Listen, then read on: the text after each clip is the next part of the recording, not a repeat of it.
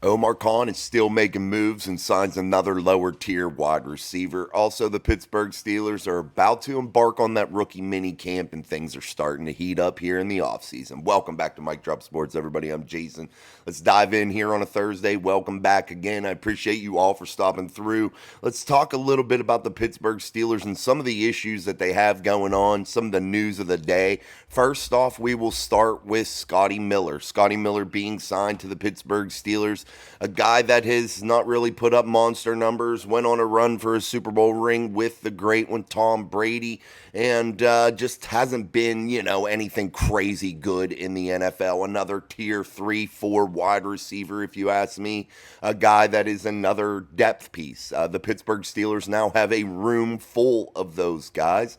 However, we're looking at that room and we're saying to ourselves, hey, is that the only move Omar Khan is going to make in the wide receiver position?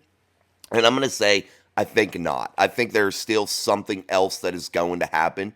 Omar Khan moving money around with the restructure of Alex Highsmith's contract, and the Pittsburgh Steelers now find themselves in a position to where they can afford and they can figure out some sort of contract with a bigger name wide receiver. Whom that may be, I don't know. No one really knows, I don't think, just yet. I think there are several names of interest, yes, and we've explored all of those names. But I think the Pittsburgh Steelers are still doing their due diligence, and I don't think the fireworks are just over just yet. I think that the Pittsburgh Steelers still can and will make a move. And I think I would look for that move here around the end of the month, around June 1st time frame. I think you'll find a move that suits what you're looking for if you're a Pittsburgh Steelers fan. And I know, Scotty Miller, it didn't excite me either. It wasn't a splash move. It's another move of a guy that was with Arthur Smith in Atlanta, a guy that's familiar with his system, a veteran player, a special teams type player. I think that was brought in more or less to compete with Calvin Austin. We'll see how that goes. But Calvin Austin definitely needs to do more. We haven't seen enough from Calvin. This is year 3 of Calvin. Well, year 2 technically, but year 3 in reality. Calvin Austin suffered an injury in his rookie season that prevented him from playing. So now we got to see him for one full season. He had some moments. He had some real bright spots with a big touchdown in Las Vegas, a touchdown in the playoffs, a guy in the preseason that was exciting with a Mason Rudolph. Now, though, you look at Calvin Austin and you say to yourself, it's put up or shut up time for Calvin Austin. We haven't got to really see that breakaway, that lightning fast type speed on display, especially in the special teams game. And that's where he is going to provide his most value. He is a tier 4 wide receiver. He's not a guy that is going to be in the top 3 wide receivers, at least for right now. He has a lot to prove, and where he is going to make this team, where he is going to provide value to this football team is in the special teams department. And you look at the addition of Scotty Miller, he does basically the same exact things as Calvin Austin does. A fast guy, a smaller guy, he does those things. A guy that puts himself out there on special teams. I think he played over 100 and some snaps last season for Atlanta on the special teams side of the football. So you look at that and you say to yourself, Scotty Miller brought in reality to really compete with Calvin Austin. We'll see how that goes. But however, like I said, Scotty Miller isn't the piece, the end-all, be-all piece that Omar Khan has in mind. I can guarantee that. I can almost say that with certainty. And you look at this offense across the board, it still has some holes. They need to definitively place their linemen and get those guys started in the right direction by getting them a lot of reps and have some definitive pieces. I think the minute that you drafted Troy Fautanu, you said to Dan Moore Jr., you're on the bench. Whether they keep him or not, it doesn't matter. You're going to start your 2 young stud first-round draft pick tackles, your 2 young bulls. You're going to start them. Broderick Jones, Troy Fautanu, I don't care which side they play on. It does not matter. In reality, it is what it is. Those 2 guys were drafted to be the bookends of the Pittsburgh Steelers offensive line for many years to come. They have now made themselves really young on that offensive line. But the wide receiver room remains a deficiency, and I still think Omar Khan will get something done. And you look, like I said, we were talking there a little bit about that offensive line. I think it has the potential to be good and gel. And I think that deficiency was covered up a little bit here in the offseason. I think they made great strides in order to fix it. They got their center, Zach Frazier. So, you see them doing the things necessary in order to make this offense better and not so anemic like it was last season. You look at the way the Pittsburgh Steelers went 3 and out constantly, and it hurt the defensive side of the football in a great way. And I don't think the Pittsburgh Steelers want to have that happen. They don't want to have a repeat of 2023. They want this offense to be able to control the football, run it, and really control the time of possession and dictate the pace of football games. And I think that has to be the formula in order for them to win. Couple that with a good to solid defense. I think that's a good recipe, for success. But we move here on a Thursday, guys. Again, thank you for coming by. This is Mike Drop Sports. I'm Jason. Make sure you like and subscribe and all that good stuff. But let's continue to move on this Steelers team and talk about some of the things that are going on right now other than what we were just talking about, the addition of Scotty Miller. You have the Pittsburgh Steelers bringing in some people here ahead of rookie mini camps. Former Pine, Richland, and Pitt quarterback Phil Jerkovic. He's coming to camp. He has an invite as a tight end. So they're bringing some athletes in to try him out, to figure things out. You look at the Pittsburgh Steelers on the defensive side of the football even, and there's some news out there about Cole Holcomb's injury, and maybe that it's possibly not just an ACL injury.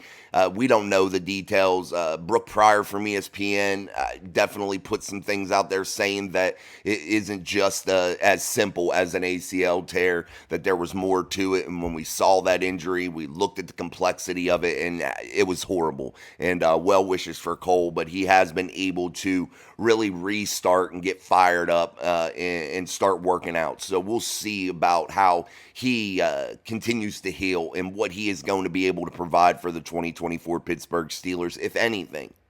But the Steelers have, again, covered up some of their deficiencies here in the offseason with that. You look at the drafting of Peyton Wilson, a guy that I think can be a day one starter, a guy that has big-time range, good speed, a guy that I think is going to be instrumental in playing the pass game, a guy that definitely can cover, a guy that has that range. That's what you're looking for, that speed.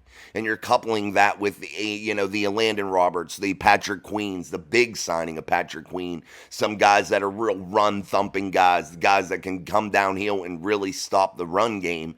You look at a guy like Peyton Wilson that can be that guy that helps and assists in the run game, feels behind those guys. Whenever the run, whenever offenses attack them with the run, they can come up, and you have Peyton Wilson to clean things up. But also he can hang back and run and play in the pass game.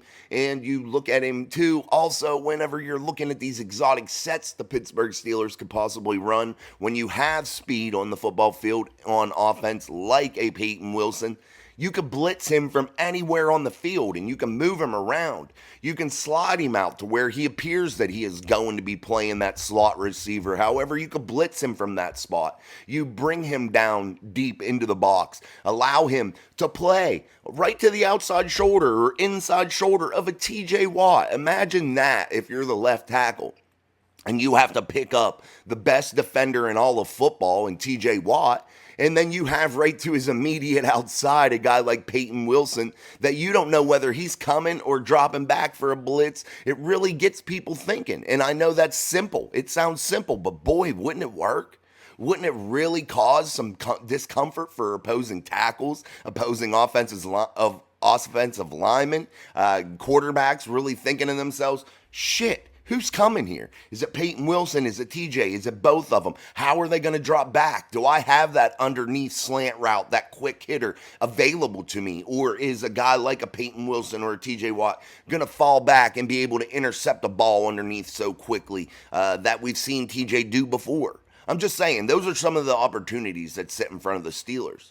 But when you talk about a guy like Cole Holcomb and his injuries, You get guys like Peyton Wilson to where you don't have to be so reliant on a guy like Cole Holcomb to make a return. You don't have to rush him. You can make sure that he is able to heal and see what you can do. Bring him in down the road if you have to. Depth is very important in the NFL, and I say that all the time.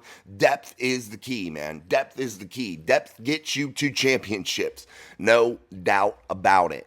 But again, guys, that's kind of what's going on with the Pittsburgh Steelers. Again, it's like a slower news period here with the team ahead of rookie mini camps. That's going to be awesome. Kicking off tomorrow, May 10th.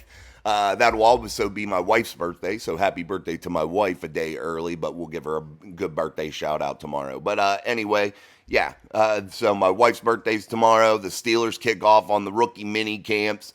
You see them bringing in different guys for, possible tryouts and to get better looks at them. And we'll see how this all plays out. But this rookie class is something to be excited about. The undrafted free agents, something to be excited about. I think that they've done a great job in that aspect. And the con artists ain't done just yet, guys. Relax. Calm down.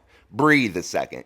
Because the Pittsburgh Steelers and Omar Khan are going to continue to shine. They are going to continue to build this roster in a positive way into 2024. When you have an older quarterback like Russell Wilson, that's probably on his last real big stand, his last time that he is really going to make a monster impact on a football team here in the next 2-3 years. You really want to load up, and I think that's what the Pittsburgh Steelers are doing, and Omar Khan is one thing, guys, and that is patient, and I told you all offseason that is the case, that Omar Khan is patient. He doesn't rush decisions. He doesn't paint himself into corners. He doesn't put himself into bad situations.